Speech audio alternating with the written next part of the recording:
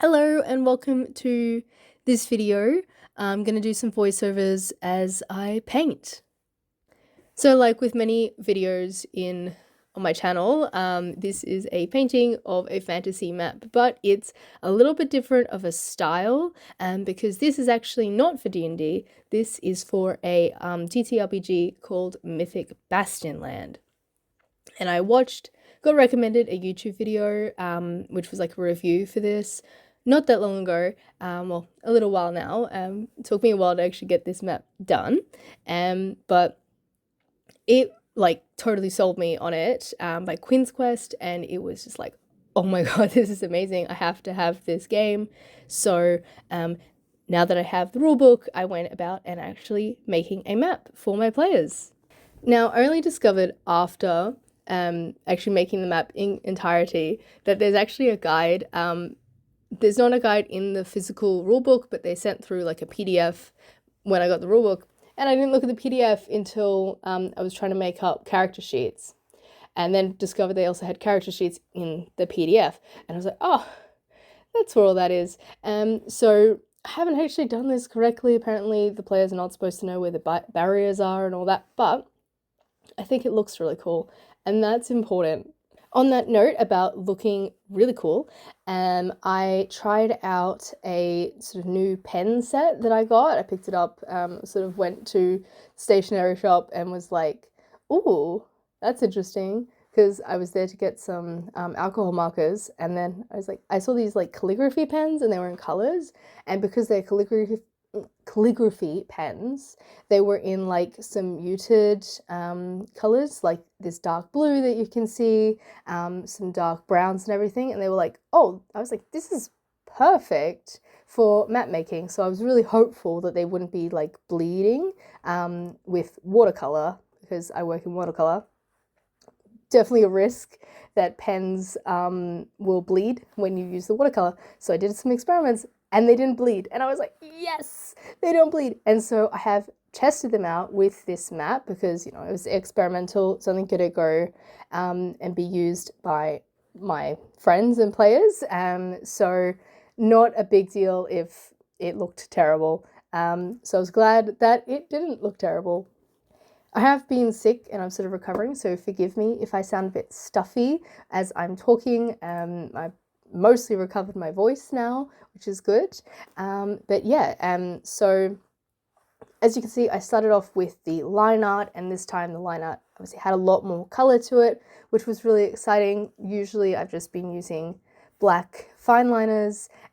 These calligraphy pens also were a bit thicker than I normally use, and it was really interesting to see how that extra line weight worked with this particular style, because it's a hex map. So Mythic Bastionland, the instructions were like, make a hex map, and each place is like a different type of terrain, and that was really interesting. Use the guide to like roll up what kind of terrain there is to create this. Yeah, it was a completely new way of making maps, and I've never done it before, so it was actually pretty exciting to try it out. And so once I had all the line art done, as always, I moved on to the base layer of watercolors, just blocking out the color for the most part. And because with watercolors, you often do need to build it up. So we start with just like the background coloring, and then later I'll go in with like basically a second layer in certain areas that are looking a bit dull, especially to brighten those up a bit. The water is really simple, just put the blue down, and then, you know, I have my lakes and my rivers, and that's done. But yeah, the actual landscape is a bit more complicated to get some color depth, because the thing is, I don't like it just being one flat green or one flat color. So I add in some different tones of green, but also yellows and browns. Browns, especially for the mountains. I know mountains are not brown. It's like mountains, if anything, from a distance, they look blue. But it never, like, obviously I have blue for the rivers and the lakes. And so I can't use blue for mountains. That would be like kind of weird. And then the other option is like grey, and I do actually use grey for some mountains later on, but grey makes the mountains sort of fade back because it's like it's surrounded by all this color of these different greens and blues and everything, and then like the mountains are grey, they're not going to look that great. And if the mountains are green, which is like, oh, they've got like trees on them, that's even worse because the landscape is green. So ended up being that brown was the way to go, and I've just continued to use brown for my mountains ever since. So that's a little tip. Try out brown. I think it works. You can put in the comments if you don't think it works. Another thing that's really important when I use watercolor to paint out these landscapes and stuff is the blend. Watercolor is really good at blending, especially like just on the page and everything. But if you like let it dry and pool, you'll get a very harsh line right on the edge of where the watercolor was. And I find it doesn't look great on fantasy maps like this. It does give it a bit of air of authenticity, and I do make a mistake here where I do let the water dry to like the colors dry too much, and then I have to deal with it later, and I don't really get it fixed that much, but I did manage to cover up a little bit. But yeah, as I said, just a lot of water color and layering the different colors so they're not just one solid piece of green. That's really boring, and it doesn't feel like as fantasy map as you could make it.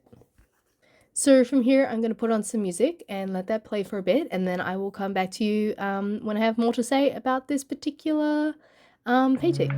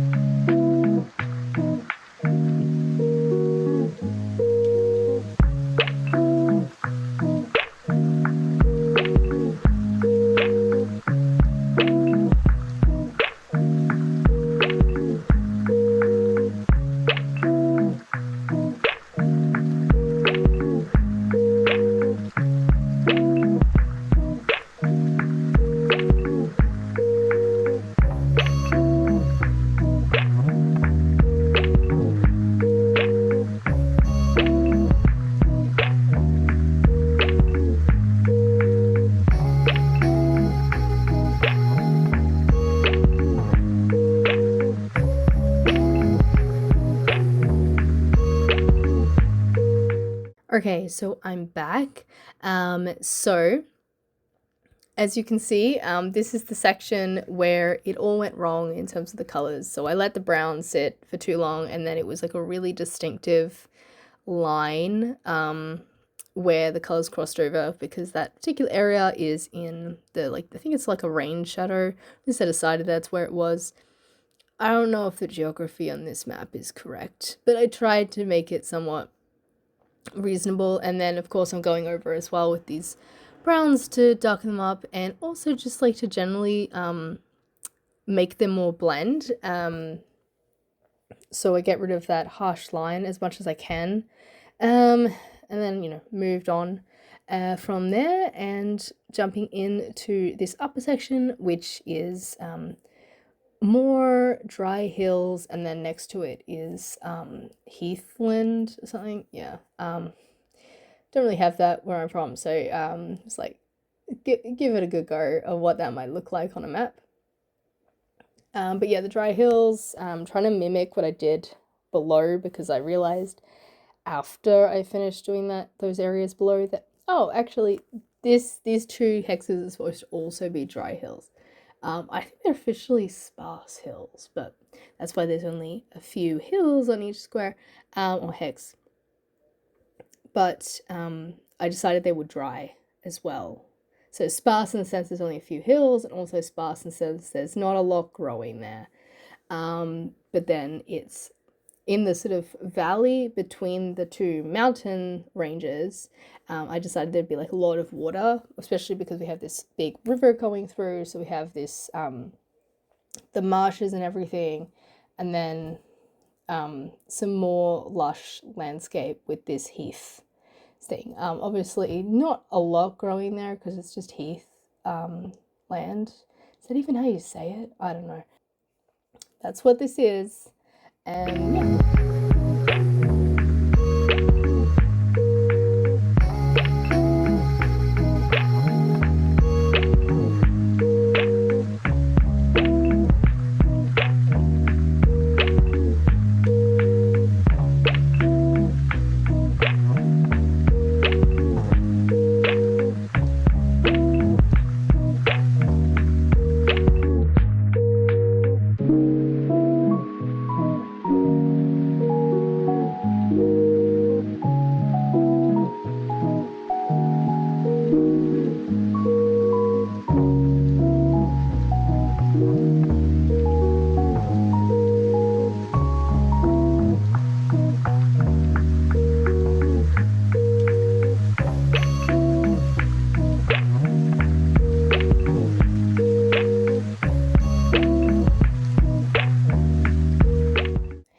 And another good reason why not to put the grey in the mountains is I had a lot of like cliff faces and ridges and stuff that I needed to do, and so I used grey for those, so they stood out a little bit as like different from the mountains themselves.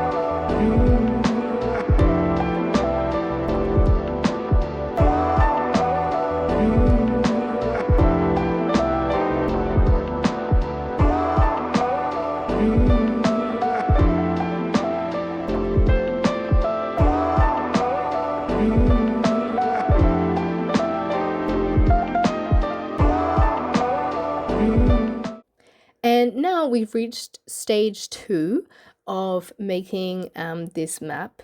So I talked about all the pops of color and everything with the watercolor, and that's what I've done. I've gone through it. But I also really like to fill in the details with alcohol markers, because these are like really good little details. I did an experiment to see if I could do a whole map with alcohol markers, and the answer was no. Very much no. So they work really well for the details though. So I don't think I've really used purples before, really, but it was good to pull these ones out for this heathland. So there's a little bit of the heather, I think, the heather plants, which are sort of purpley on the landscape. So that is what they're supposed to represent. And I didn't want to go with like a really bold purple. It's a very muted purple, because that's not really what the, like, it's still supposed to be a fantasy map with like the landscape and everything, so we don't need to go all out. But then I went through and I filled in the trees as well. Again, I'm not using all the same green as well, so different greens to represent different kinds of trees and like how lush they are on the landscape. So as you can imagine, there are a lot of trees on this map. So I am once again going to speed everything up and put on some music, and we can watch me paint in or color in trees.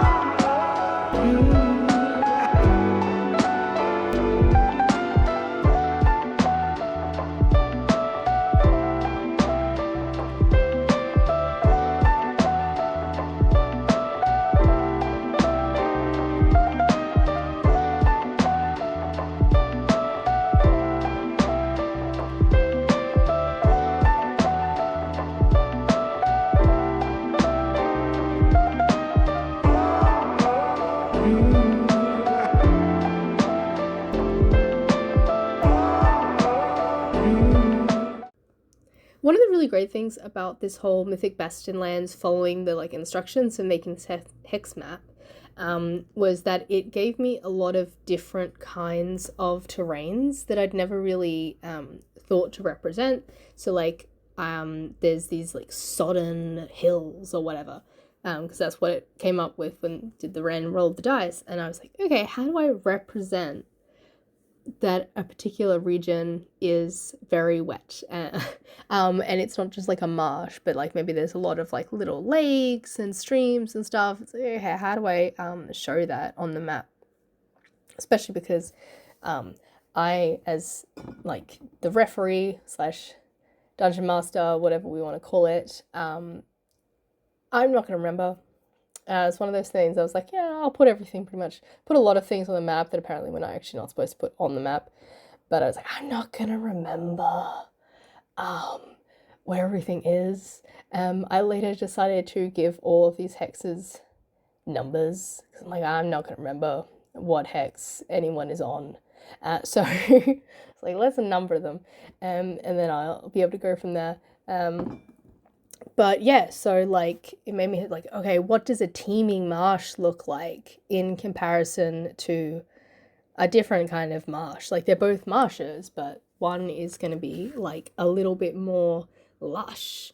Okay, how do I represent that? Like, so I put in these like little like frond things, and then the teeming marsh has more frond things than the one that isn't, and so on and so forth, to make it sort of an interesting challenge to come up with how do I represent this on a map. And so once I'd filled in a bunch of the little details, the flowers, the fronds, and various other things, the trees that we talked about before, lots of trees, not nearly as many as my normal maps do have, I will say. Normally it's a long time to fill in all the trees. So I was quite happy because the scale of this is like a lot more zoomed in. So I don't need as many trees, which was good. Going with the mountains, right? So the mountains, sometimes I fill in both sides, but today I just did the one side, which is like the shadow of the mountain. So one thing I really find about making the fantasy maps pop is putting a little bit of shadow. Exactly how that works does depend a little bit on what exactly how the water went down, like the watercolor went down, what paints I've used and everything. So but it's always good to have a little bit of impression that there are shadows and this like sun is casting shadows. And then one thing that I did with this fantasy map, with Hexmap, is the idea is that this realm that the heroes are going through, it's surrounded by things that are very difficult to pass through. So it's like in the north, there can be a big mountain range. And then to one side, there's this large barren plain. To the south, there is a big sea, right? So there's a coastline along the bottom. And then there's also a large river on the final sort of side. So you have to sort of traverse one of these things to enter a different realm, and like that's what they recommended. So I did that, and then I decided, a bit of a brainwave at one point, that these realms, so this like intraversible terrain would all be like a grey color, so it would sort of like fade into the background. So that's what I did. I went through first with the watercolor on the grey, and then for some elements like the mountains, I went with a dark alcohol marker for the shadows of the mountains. So that worked really well. Now I was sick, so I did not record all of that process, nor did I record putting in the shadows on all the like the plants and stuff. So you got the hills and the mountains. So this is the final look of what it is. So we go from the coast up the rivers here. I put in a couple roads. There's not supposed to be many roads in the realm. So it goes up to this little castle and bridge, and across there is a little tower.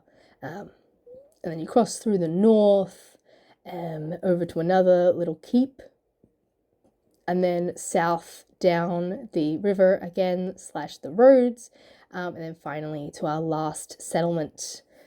So yeah, there's also like a big city and a mine and everything, and then I also right at the bottom put in a little port